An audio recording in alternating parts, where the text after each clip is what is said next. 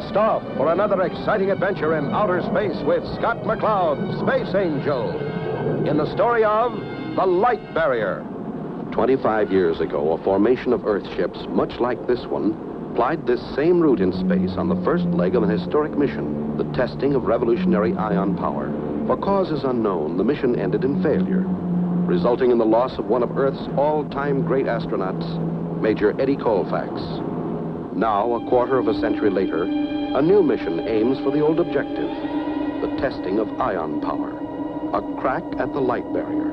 And fate, which handed the reins of the mission to an eager young scientist in the long ago, now picks the same man for the same task, Professor William Mace. Penny for your thoughts, Father. What? Oh, was I that obvious, honey? Mm-hmm. I guess I was just staring at Scott's back sitting there. I was thinking how much he looked like Eddie Colfax. 25 years ago. Oh, it's a crazy feeling, as if it were happening all over again, just as before. Oh, why do you torture yourself with a memory? Well, that memory has served to remind me of my half of the bargain with Eddie. He died keeping his end of the deal. And if I have to work another 25 years to make that blooming ion engine work, I'll do it. You won't have to, Father. It'll work. I know it will. Right as rain, Professor. You'll break the light barrier with it. It'll revolutionize space travel. You'll be famous. Why, you... Sure. Do you think I give a hang for any of that? All I want is for the darn thing to work. Then maybe I'll know there's a reason for Eddie's going. Skipper, atmosphere coming up fast. Right, Taurus. Strap in, gang. Starduster to Jupiter Control.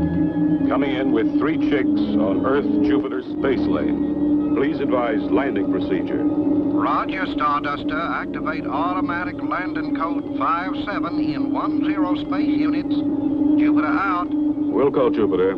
Hello, chicks. This is Mother Hen. Ready switchover to landing code 57. Jupiter orbital approach guidance control. Ready switchover.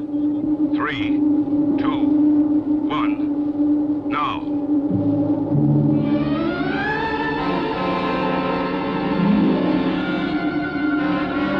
Well, it won't be long now, Professor. Then your work really begins.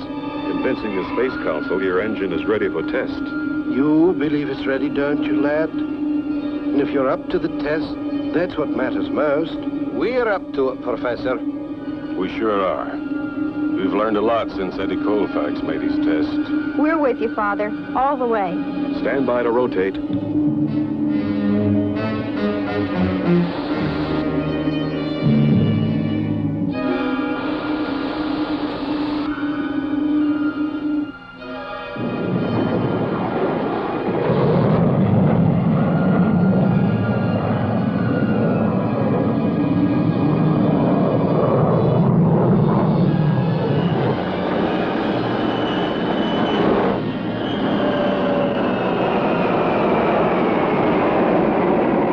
25 years ago, the testing of scientific devices was carried on by planets individually.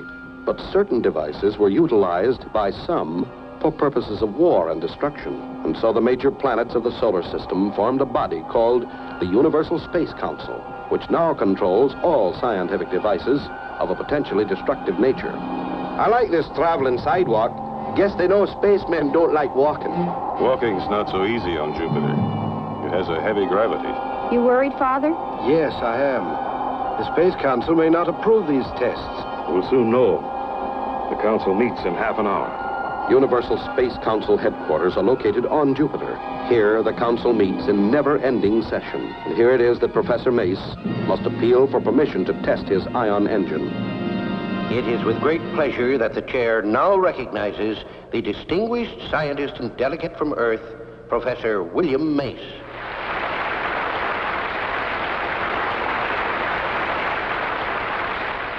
The Saturn delegation is obviously opposed to Professor Mace's test. Scott, what's wrong? Brace yourself, Chris. For hours, Professor Mace lectures the council on the merit of his revolutionary ion engine. Each molecule of propellant is electrically charged, ionized. This is done by passing the propellant over heated metal grids. Then it's possible to accelerate the charged ions to extremely high velocities through these nozzles by means of the electric field. The performance curves in all ranges of harness tests indicates values of specific impulse exceeding 30,000 seconds. Mr. Chairman. The chair recognizes the delegate from Saturn. Mr. Chairman, I move that the council reject Professor Mace's request for permission to conduct ion propulsion tests. For reason that the projected tests lack certain safety precautions, and if successful, could result in a potentially destructive device. I second the motion. Scott, this will kill Father. It isn't fair. The motion has been made and seconded. Mr. Chairman, I am Professor Mace's daughter, sir. On Earth, we have a game called baseball. That ball in the hands of a bad pitcher is also a potentially destructive device. My father worked hard on his engine for 25 years, and I'd hate like the dickens to think it wasn't safe because I'm one of the test crew.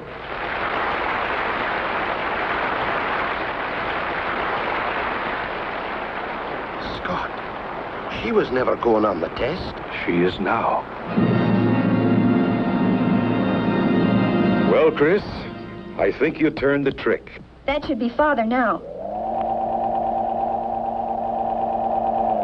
How'd we do, sir? We did it.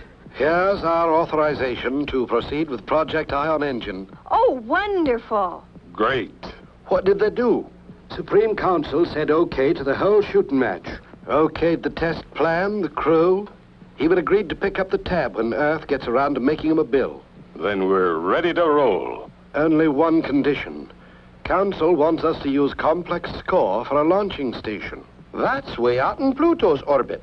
Guess they don't want us near any of the inhabited planets. Just in case anything goes wrong. I'm so happy for you, Father. We've got our chance, and we must not fail. Don't worry, Father. This time it will work. It has to, Chris. It has to. Prepare our ships for blastoff. Clear the area for blastoff. Ready, 1 and 2.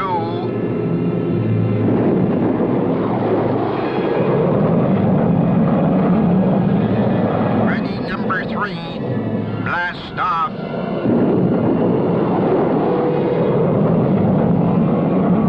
Ready, number 5. Blast off.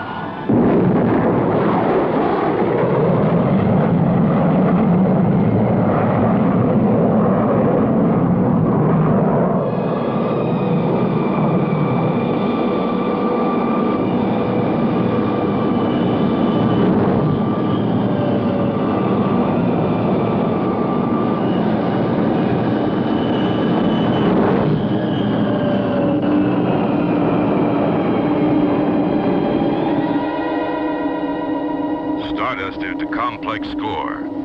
We're approaching you on Jupiter space lane. Roger, Starduster. We're tracking your group. You're now on target.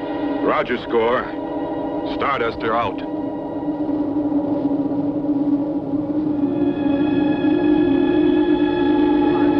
That's the group that's going to break the light barrier. What happens when you reach the speed of light? You become light, I guess. Then what? Nobody knows yet. Eddie Colfax never came back.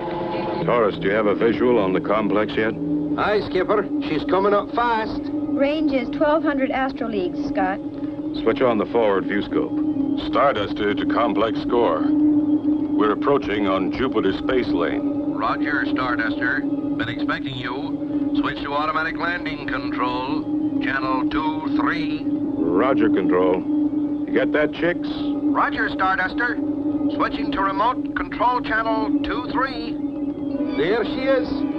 It won't be long now, Father. There's a lot of work to do yet, honey. Stand by for tube landing. Correct angle of approach up 2 degrees. Very good, Starduster. On target.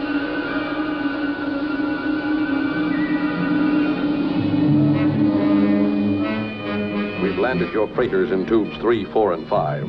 Tube 1 is set up for assembly. It's an honor to be of service to you, sir. My crew, as well as myself, is at your disposal. Thank you, Commander.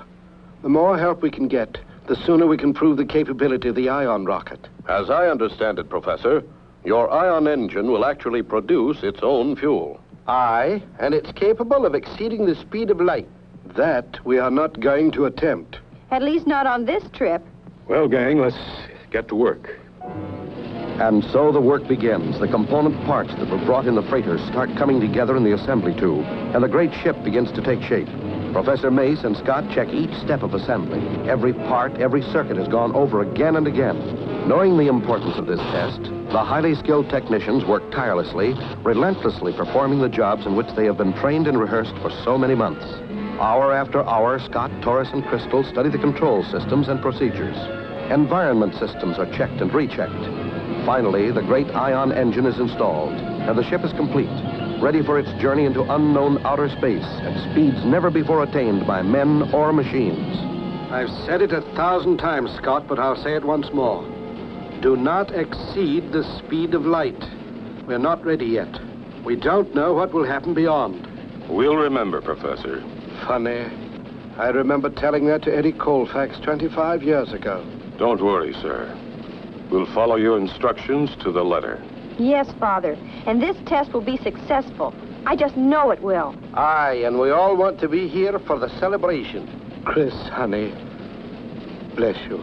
Father. All aboard, crew. Clear the tube for blast off. All set here.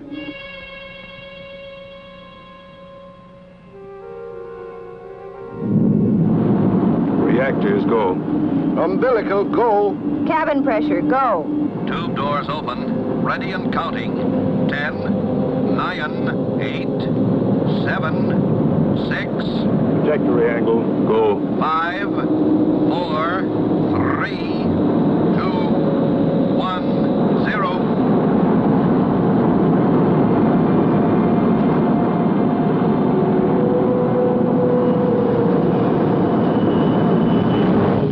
First stage away.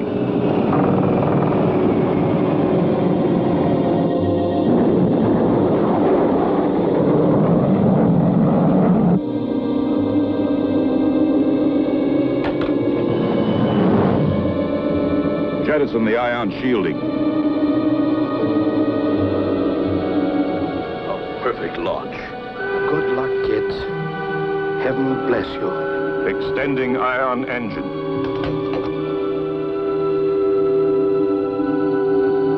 Engine temperature and speed reading. Speed, 0.3 and rising. Engine temperature, 2,700 and rising. More power, Taurus. Speed, 0.5 and rising. What do you read, Taurus? Ion generator is operative. You have power. Acceleration is steady. Okay. Cutting in ion power. Hang on.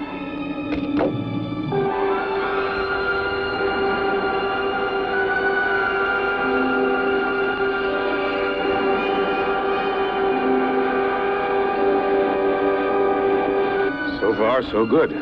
Speed, 0.4. Scott, that's 81,000 miles per second. Let's try a little more. Watch the road ahead, Taurus.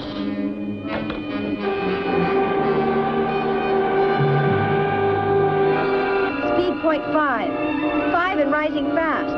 Scott, what happens if we have to turn? At this speed, we can't turn. Meteorite collision course. What the? What happened? We hit it. I swear we hit it. We didn't just hit it. We vaporized it. Check instruments for any sign of damage. All go here. Same here. No damage to the outer hull. It didn't touch us. Our leading force wave powdered it. Just the same, I wish you'd watch where you're going. If it'd been much bigger, it would have powdered us. I saw it coming about 20,000 miles off. That would give you about a half a second to get out of the way. You're just getting slow. Advancing to 3/4 power.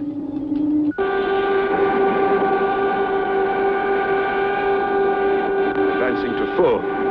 Speed, 0.8 and increasing.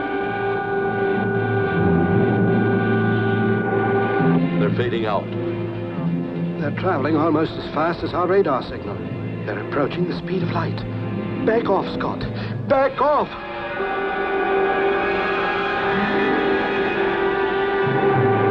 0.9 and rising.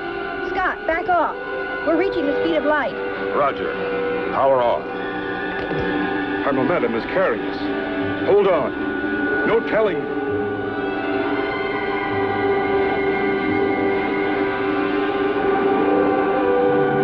Everything's fuzzy. What's happening to us? Retro rockets.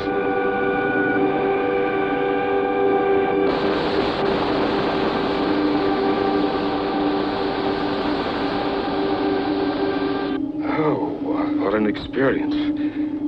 We actually reached the speed of light. That's what I'd call a successful test. Professor Mace will be mighty proud. I can't wait to see Dad's face. We'll slow to 10,000 MPS before turning. Scott, hold your course. I've got a fix on something. I think it's a spacecraft. I'll retract the crab net. Reverse your G-seats. We'll be braking fast.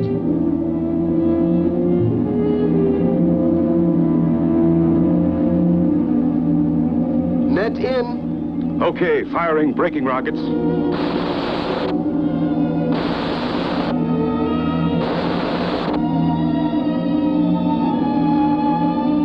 Scott, it is another ship.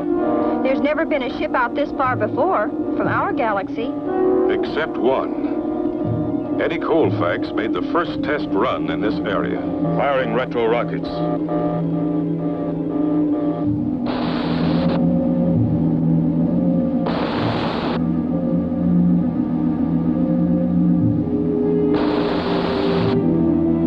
Taurus, what's the distance of that other craft now? About 5,000 astraleagues, Skipper, on a parallel course. Its speed is about 10,000 MPS, Scott. We'll set the guidance control to match his speed. Easy does it. Coming up fast on port side. The design looks familiar, Skipper.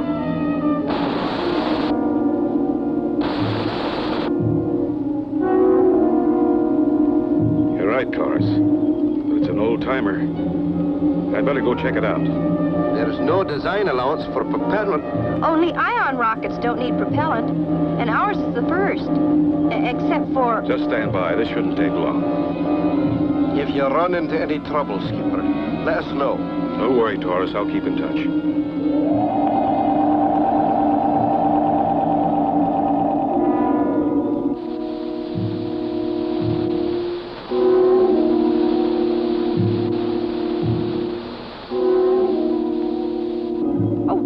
Do you suppose there's anyone inside? I don't know, lass, but we'll soon find out. Oh, no, it can't be. The pilot is seated at the controls. There's no pressure inside, but he's wearing a space helmet. Is he alive? I'm going in and see. Oh, this is awful. He must have been out there a long time. Emergency door open. I'm going in now. Is he? He's alive. I'm bringing him out.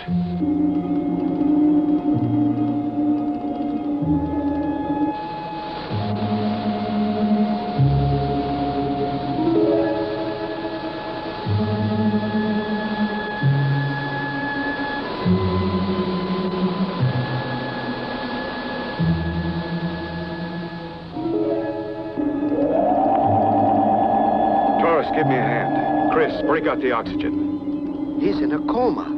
Eddie Colfax? It just isn't possible. Possible or not, here he is, alive. And the same age as when he launched 25 years ago. He and Dad were about the same age then. About 30. But how, Scott? How? I guess the coma. Like hibernation. But don't ask me to explain Einstein's theory of time and relativity. I guess your dad's first ion engine was good, too. Colfax must have approached the speed of light to reach this space void. He's coming around. Oh, this must be the place. You're an angel. What happened? You'd never believe it. That's right. Eddie Colfax. Meet Crystal Mace, the professor's daughter. She wasn't around when you made your flight. Well, what do you mean? Crystal will have plenty of time to fill you in on the way home. Let's get this baby turned around, Taurus.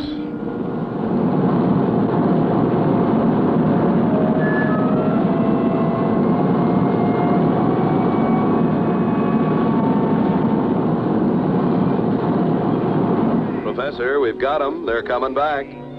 Thank heavens they're safe. Let's get down to the tube and meet them.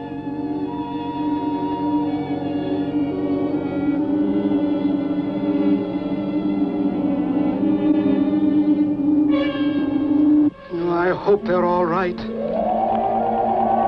Scott, Chris, bless you. The engine worked. Both of them worked, Professor. Ours and Eddie's. Hi, Bill. Eddie Colfax. I can't believe it. Takes a bit of getting used to. This test has proved more than the capability of your ion engine, Professor. Eddie's 25 years in space will prove a lot of theories on time and relativity. Well, come on, everybody. We've got some celebrating to do. Don't miss the next exciting adventure with Taurus, Crystal, and Scott McCloud. Space Angel.